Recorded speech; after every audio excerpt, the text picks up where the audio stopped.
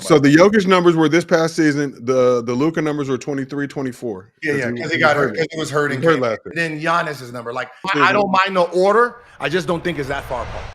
I want to talk about a recent poll that came out. So ESPN did a recent offseason survey. Nikola Jokic was voted as the best player in the NBA right now. So I believe 20 people were polled. I believe these are offseason people or ESPN people. I don't really fucking know. 19 votes went to Jokic. Damn. 1 vote went to Luka. Absolutely no votes go to the MVP, world champion, SGA. Should SGA feel first? Do you agree saying Jokic is the best player in the world right now? And none went to Giannis? None to Giannis. None to Thanasis. Like, okay. Let me ask you a question. Do you agree Jokic best player in the NBA right now? Yes. Right. I mean, when we're talking about just the player themselves, yes, what he brings to the game, everything he does, yes, he is the best player. Now, I don't like the separation of voting. Like, so if I would not fight that he's the best player. Yes, he's the best player, right? But he's not 19 or 20 votes better than Giannis. Right? You're not 20 votes away from Giannis. You're not 19 votes away from how many? Luka, Jokic 19 votes, Luka 1 vote. 18 votes away from 18 more votes than Luka. Okay, now I will have to ask this question. When it comes to Luka and Jokic, they both have the same attributes. They both don't play no defense. They score, rebound, and pass. Right. One's taller though.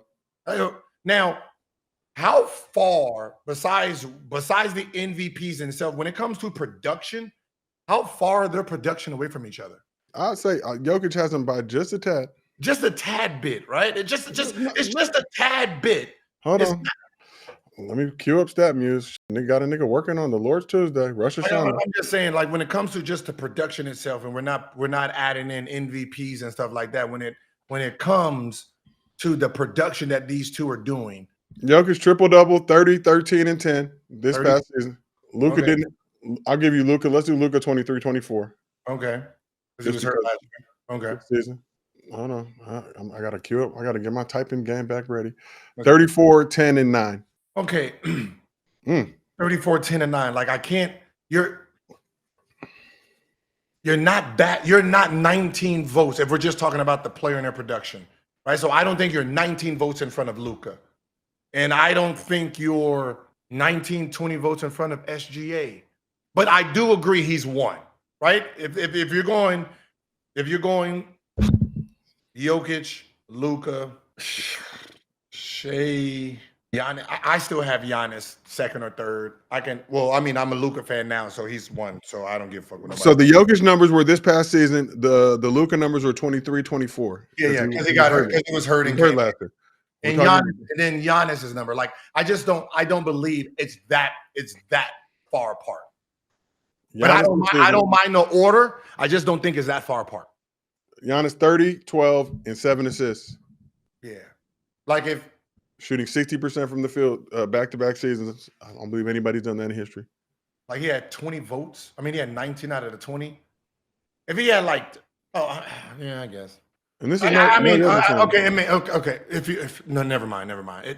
How they voted, okay, it makes complete sense. Because if we all have one vote on who's the best, yeah, we're all taking Jokic. So yes, it'd be 19. Okay, I'm understanding how the vote would have went. Nobody's saying Giannis, but like you said, nobody's saying Giannis. No, because you're asking for who is the best player. So so it's just one. It's not rank them. It's not rank them. But my question, not one vote for the MVP, Western Conference Finals MVP, Finals MVP, World Champion Shai Gilgeous-Alexander of the World Champion Oklahoma City Thunder. Not as the best player in NBA. So ring culture doesn't matter. I think that was the only point I wanted to make. That's facts. So everything you niggas say about ring culture, don't mean. But I proved that already, that they didn't give two shits about the ring culture. They just say it to argue their favorite player. But if you go down their ranking, you can see that it's not a real thing. And one vote for Luka. I do appreciate whoever that lone voter was for Luka. Y'all got to show your love for Slovenian Jesus, what he did in Eurobasket. If he's healthy heading into this season, looking slim as well. This is the point where that ESPN article, when I was going and challenging media for their ring culture, how it originally started. I just sent something from back in it's the voting from 01 and 02.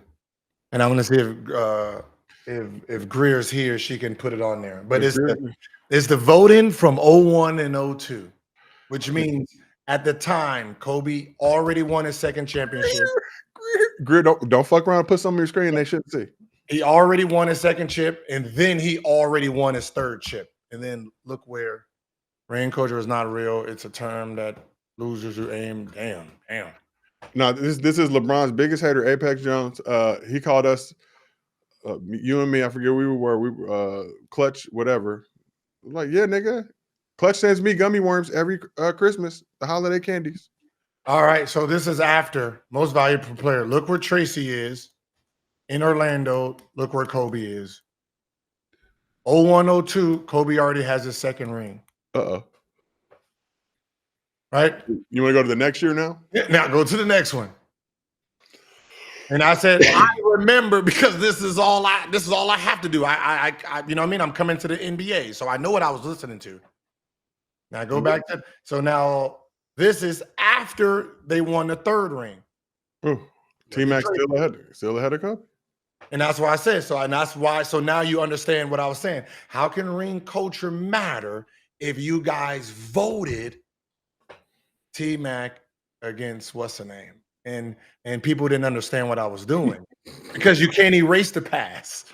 You can't erase the past. Some of y'all in the chat are literally, this is not No Chill Gil anymore. This is the Gilbert Arena Show. Y'all got to tone it down. Houston Club Digital, seen the comment. May or may not be accurate.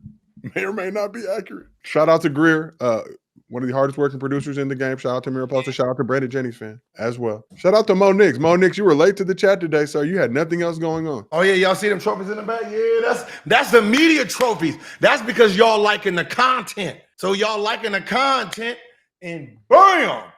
So question for the chat, what's everybody's favorite basketball show on YouTube? Woo woo. Starring Gilbert Arenas. Can you make us bigger? I need to be bigger. Woo woo. Can we be bigger? Hold on, I got you. Watch this. Ooh. Yeah, girl, I learned something. I only learned the buttons I wanted to learn. Hey. You know I might be hosting Thursday. What, the other show? Yeah. So the black woo is coming back, boy. No, you got re-gentrified back black. Betrayed me. Betrayed the woof. No, it got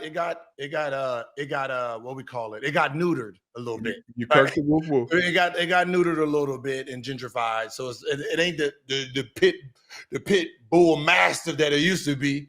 You know But shout out Kenzie, an excellent host. Woo. Make sure y'all support. You know, she could have reached out, consulted me. I would have gave her a woof instructional course. No. It's not easy as people think. Nah, you know the fucking funny part is she don't want to do the woo. I know, Gil. You told her to do it. Yeah, you might be watching. No. I don't know. I said, and she said they kind of like make me do it in the back, like it's an underdog thing. I was like, nah, it's not an underdog thing. It's a Josiah thing. And then they kind of scream it in back, woo, and then it makes her do it. So I appreciate her. Under this. Just good to see somebody on the set doing something. Mm-hmm. But shout out to everybody in the chat. But there's no beef. I'm Underdog family. Underdog direct deposit still hitting at the appropriate sufficient time. But I get it. Good shit, Jokic, right? Me as a Luka fan, Luka's number one. Reasonable. Then Jokic. I can't deny his greatness. You guys have tried for a long time to deny Jokic's greatness. The nigga averaged a triple-double as a center. The average a triple-double as a center. I can't. And then Giannis.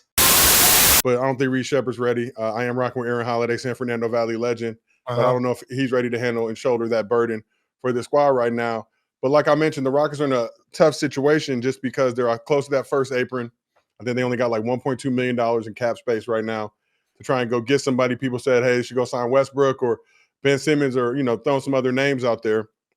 They don't have the bread to do it. To do that will require a trade. But now you get Amen in a position that you were talking about even last season you want to see him in.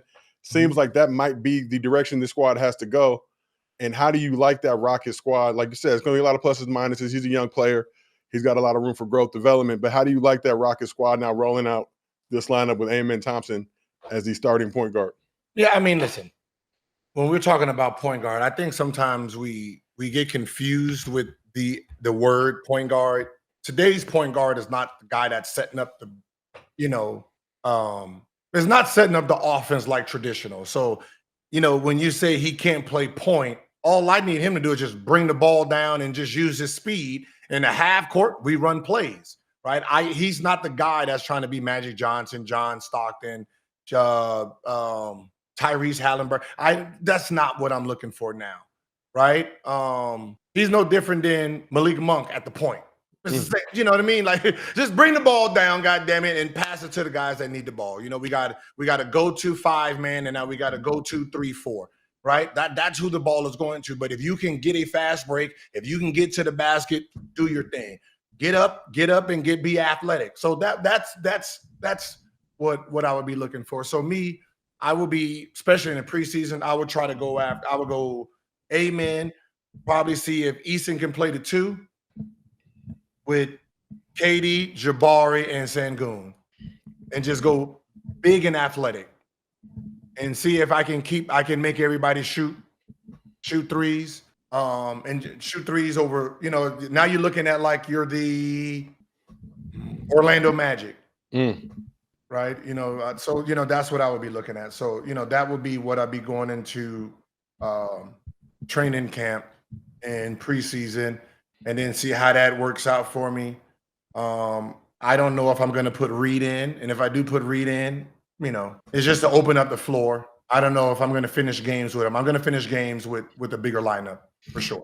And I know Reed, it's not an apples-to-apple comparison, but can Reed give you some of that scoring that you're going to be missing with FVV down? No. Like, listen, with Reed, I will get offense. I will get someone who's confident, a pick and roll with him and Sengun, a pick and roll with him and KD. Right, they're gonna let him prove himself, and he's gonna look very good. Now, on the other end, he is a little guard, right? He's not 6'4" and stocky, right? He's a very little guard, so they're gonna take advantage of him on the other end of the floor. So if they're not maximizing his offensive ability, then you're losing him because he's gonna be focal pointed on that defense. Yeah. So if he's not giving you a more of a positive on offense than the negative he's going to give you on defense, it's hard to play him. But if he's getting buckets, if he's giving buckets, positive. Yeah, if he's getting buckets and giving up buckets, I'm fine with that because he cancels himself out, right? As long as he's not in a negative as a player, I'm cool with that. For sure. So what else going on? We talked about Zion, talked about these Pelicans a little bit. Obviously, Pelicans coming off a down season, but got a solid crew over there. Got Jordan Poole, Kevon Looney, Zion, Herb, I think Trey, all them guys are still over there. A solid team the previous season before injuries derailed last season. DeJounte Murray, all right, did they trade? I've been out of the game. Hold on. Listen, nobody pays attention to the Pelicans, man. I've been on vacation. Like, stop looking at I've been on vacation. The only people that care about the Pelicans is from New Orleans, okay? You can tell me fucking Penny Hardaway is over there. I'm like, oh, shit, that's a cool little pickup. I don't know. No one cares. Oh, Griffin Navy 10. Griffin Navy 10. So, DeJounte Murray expected to come back at some point during this season. I had the Achilles injury last year. I think also had the broken hand last year. Dealt with a lot of nastiness, but he seems to be very positive and thinks that he's on the up and up and working out a lot. I don't know, Gil. Don't hate on these Pelicans. We always do it. Zion looking slim. No, I mean, listen, looking good. I remember, good, boy. I remember I made the comment. Everybody thought I was an idiot, and I said I didn't like the idea that they was promoting his weight, right? And I said you only get bigger in the NBA. So if he's 280, 290 right now, shit, by 23, that kid can be all of 315. As a small forward, that's only all of 6'8" with his shoes on, right? So I didn't like that idea, and I said 6'8" with that type of power pushing through your body, if somebody right now can say, listen, we're going to get to about 245, 235, and I want you to start off your career as a shooting guard, small forward. Now you have, and they're like, oh, you can't shoot. Well, Dwayne Wade couldn't shoot when he first came in, but he's more powerful than Dwayne Wade, right? He's more explosive than Dwayne Wade, right? So now you have a Dwayne Wade type of player that jumps higher, stronger. And I said, now you're talking about that type of player, that look at the small forward shooting guard. Oh man, he's GOAT status out the jump. Power forward, being undersized, carrying that kind of weight, it's gonna be a long career for you. Now we here. Pelicans had media day today. Pelicans trainer talked about some of the work that he's been doing with Zion, boxing, working on a football field, a lot of different random stuff. Zion also said he really appreciates the Pelicans front office for believing in him, saying we sat down, we had some man-to-man conversations. They embraced me. I just told them I'm not going to let y'all down. If they believe in me that much, it helped a lot. It helped a lot that they really believed in me. And like I said, man-to-man conversations, they're going to hold me accountable. But with that accountability, they're giving me a lot of responsibilities, and I'm here for it.